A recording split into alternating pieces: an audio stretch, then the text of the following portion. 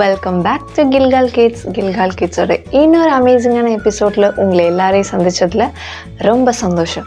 So guys, நீங்கள் எல்லோரும் சேஃபாக இருக்கீங்கன்னு நினைக்கிறேன். ஸோ நீங்கள் எல்லோரும் சேஃபாக வீட்டில் இருக்கீங்க, ஆசீர்வாதமாக வீட்டில் இருக்கீங்கன்னு நினைக்கிறேன். ஸோ இன்றைக்கி நம்ம இந்த எபிசோடை ப்ரேயர் பண்ணி ஸ்டார்ட் பண்ணுவோமா? நாம் ஜெபிக்கலாம். கண்களை மூடி. ஆண்டவரே ஸ்தோத்திரம். பரலோகத்தின் தேவனே, நாங்கள் உம்மை துதிக்கிறோம், ஸ்தோத்தரிக்கிறோம். இந்த கில்கால் கிட்ஸ் ப்ரோக்ராமுக்காக விசேஷத்தை ஜெபிக்கிற ஆண்டவரே கர்த்தாவே, இந்த கில்கால் கிட்ஸ் மூலமாக அநேக பிள்ளைகள் பயனடைய கர்த்தர் உதவி செய்வீராக. ஆண்டவரே, சொல்லிக் கொடுக்குற ஒவ்வொரு வசனங்களும் பாடல்களும் ஆண்டவரே கதைகள் மற்ற ஆக்டிவிட்டீஸுகள் ஆண்டவரே அதெல்லாம் மிகவும் பிள்ளைகளுக்கு ஆசீர்வாதமாக அமையும்படியாக நாங்கள் ஜெபிக்கிறோப்பா. தேவனோடு கிட்ட சேர பிள்ளைகளுக்கு அது உதவுமாறு நாங்கள் ஜெபிக்கிறோம். உம்முடைய கிருபை கூட இருக்கட்டும், ஆசீர்வதியும், எல்லா நன்மைகளால் நிரப்போம். இயேசு கிறிஸ்துவின் நாமத்தில் ஜெபிக்கிறேன் ஜீவனுள்ள நல்ல பிதாவே, ஆமென். ஓகே ஃப்ரெண்ட்ஸ், ஸோ போன எபிசோடில் நம்ம ஆபிரகாம் அண்ட் லோத்தை பற்றி பார்த்தோம்.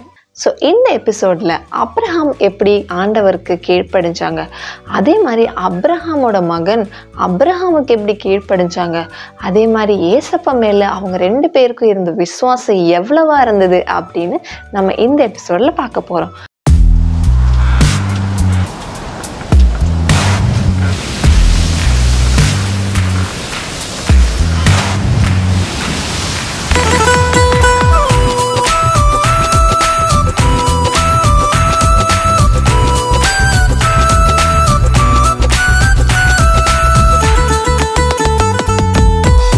காற்று வீசும் கடற்கரை ஓரம் உற்று பார்த்தால் நம்மை தேடி தேடி சென்றாரே, மனம் இறங்கி தேடினாரே, அன்பாகவே ஓடினாரே, தொட்டாரை கண்களை, தொட்டாரை கைகளை, தொட்டாரை கால்களை, தொட்டதெல்லாம் சுகமாச்சே, கண்கள் திறந்ததை, கைகளும் நிமிர்ந்ததை, கால்களும் நடந்ததை, தொட்டதெல்லாம் சுகமாச்சே. உப்பு காற்று வீசும் கடற்கரை ஓரம் உற்று பார்த்தால் நம்மை தேடி தேடி சென்றாரே.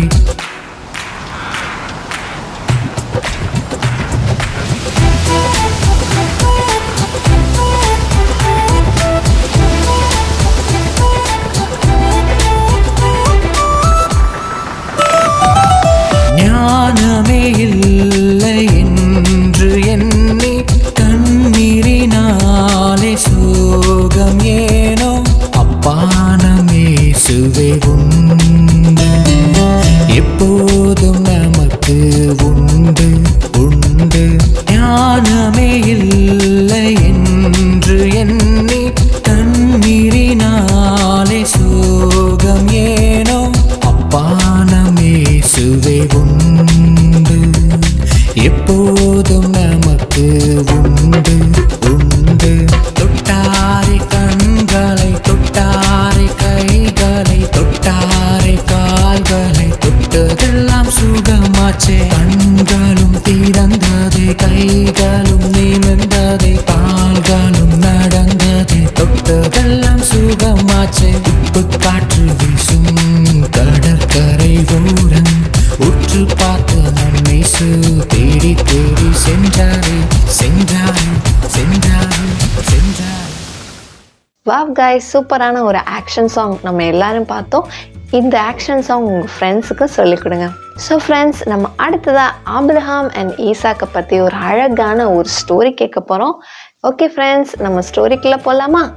ஹலோ குட்டீஸ், இந்த ஸ்டோரியில் ஆபிரகாம் எப்படி ஏசப்பாக்கு கீழ்ப்படிஞ்சாங்கன்னு தான் பார்க்க போகிறோம்.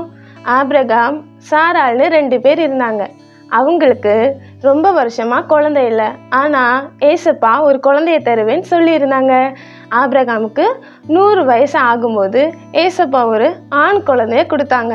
அழகான சூப்பரான ஒரு ஆண் குழந்தைய கொடுத்தாங்க. அந்த ஆண் குழந்தை வளர்ந்ததுக்கு அப்புறமா ஏசப்பா ஆபிரகாம் கிட்ட சொன்னாங்க. என்ன சொன்னாங்க தெரியுமா? அந்த ஆண் குழந்தைய பலி கொடுக்க சொன்னாங்க. அந்த குழந்தையோட பேர் ஈசாக்கு. ஆபிரகாமும் ஓகேன்னு சொல்லி மறுநாள் ஈசாக்கை தான் கூட கூட்டிட்டு சாராள் கிட்ட சொல்லிட்டு அவங்க வேலைக்காரங்க 2 பேரை கூட்டிட்டு போனாங்க. விறகு எடுத்துட்டு தீ கையில் எடுத்துட்டு போனாங்க. ஏசப்பா வந்து மோரியான்ற ஒரு தேசத்துக்கு தான் போக சொன்னாங்க. அந்த இடத்துக்கு போனதும் ஆபிரகாம் வந்து அவர் கூட வந்த 2 வேலைக்காரங்களை அங்கேயே இருக்க சொல்லிட்டு அந்த மலைக்கு போனாங்க. அந்த மலையில் போய் ஏசப்பா சொன்னது மாதிரி ஆபிரகாம் வந்து ஈசாக்க பலி கொடுக்க ரெடி ஆயிட்டாங்க. அப்போ வந்து ஆபிரகாம் பலி கொடுக்க எல்லாத்தையும் ரெடி பண்ணும்போது ஈசாக்கு வந்து ஆபிரகாம் கிட்ட கேட்டாங்க, அப்பா எல்லாமே இருக்கே, பலிக்கு ஆடு இல்லையேன்னு கேட்டாங்க. அப்போ வந்து ஆபிரகாம் சொன்னாங்க, ஏசப்பா அதை பார்த்துப்பாங்க அப்படின்னு சொன்னாங்க. உடனே என்ன ஆச்சுன்னா ஆபிரகாம் பலி கொடுக்க தேவையான விறகு எல்லாத்தையும் எடுத்து வச்சுட்டு ஈசாக்குடைய கை காலை கட்டி அவரை தூக்கி அது மேலே வச்சாங்க.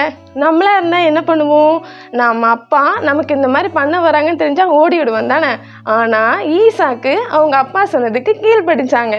கீழ்ப்படிஞ்சு அமைதியாக இருந்தாங்க.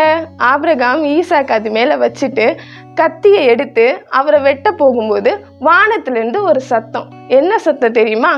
ஆபிரகாமே, உன் பிள்ளை மேலே நீ கை வைக்காத அப்படின்னு ஒரு சத்தம் கேட்டுச்சு. அந்த சத்தம் கேட்ட உடனே ஆபிரகாம் அப்படியே நிறுத்திட்டாரு.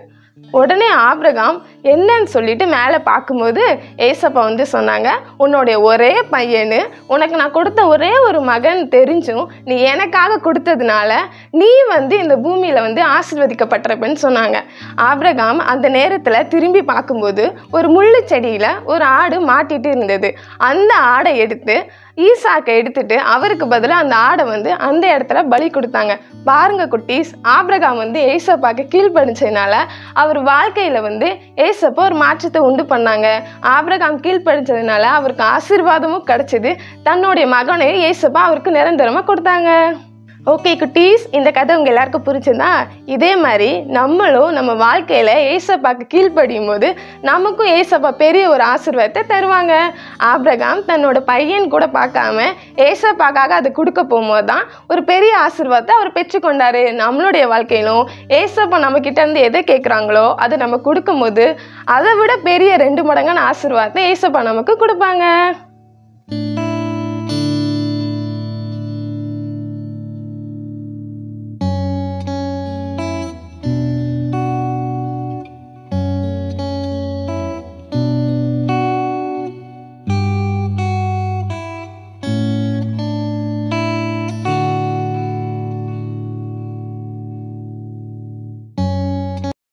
வா ஃப்ரெண்ட்ஸ், சூப்பரான ஒரு ஸ்டோரி கேட்டோம் இல்லையா? ஆபிரகாம் ஆண்டவர் மேலே எவ்வளோ விசுவாசம் வச்சுருந்தாங்க. ஆண்டவருக்கு கீழ்ப்படைஞ்சாங்க. ஆண்டவர் சொன்ன மாதிரியே தன்னோட மகனை பலி கொடுக்க போனார். ஆனால் கடைசியில் என்ன ஆயிடுச்சு? ஈசாக்குக்கு பதிலாக ஒரு ஆடை பலி கொடுக்க வேண்டியது ஆயிடுச்சு. இதே மாதிரி தான் நம்ம ஆண்டவர் மேலே நம்பிக்கை வச்சு எந்த விஷயத்த நம்ம பண்ணும்போதும் அதில் ஒரு பெரிய அற்புதம் இருக்குது. ஓகேவா? ஓகே ஃப்ரெண்ட்ஸ், இந்த கதை உங்களுக்கு புரிஞ்சிருக்கும்னு நினைக்கிறேன். அடுத்த நான் ஆபிரகாம் ஈசாக் ரிலேட்டடாக ஒரு சூப்பரான ஒரு ஃபன் ஆக்டிவிட்டி பார்க்கலாமா?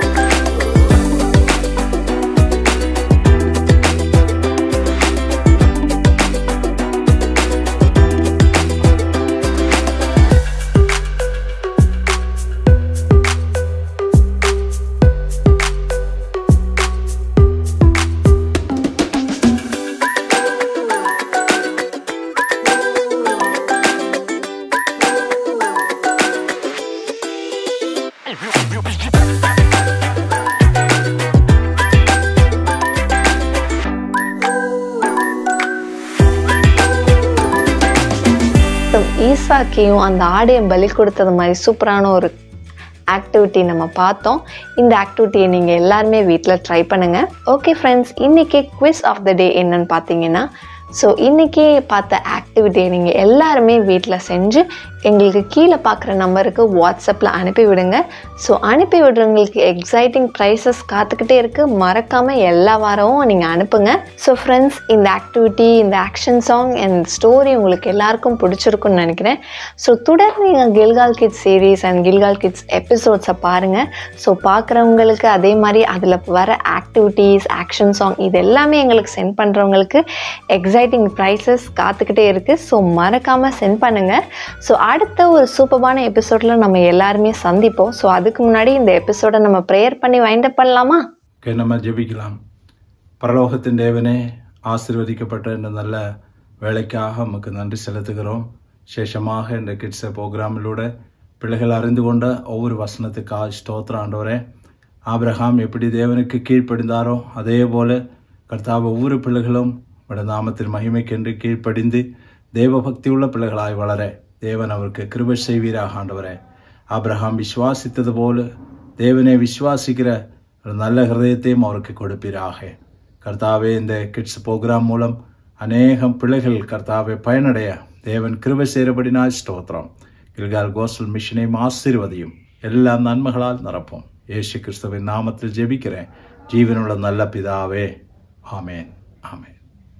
ஓகே ஃப்ரெண்ட்ஸ், ஸோ அடுத்த ஒரு எக்ஸைட்டிங்கான எபிசோடில் சூப்பரான ஃபன் ஆக்டிவிட்டீஸ், கேம்ஸோடு நாங்கள் உங்கள் எல்லாரையும் சந்திக்கிறோம். ஸோ அது வரைக்கும் stay tuned and bye from divine.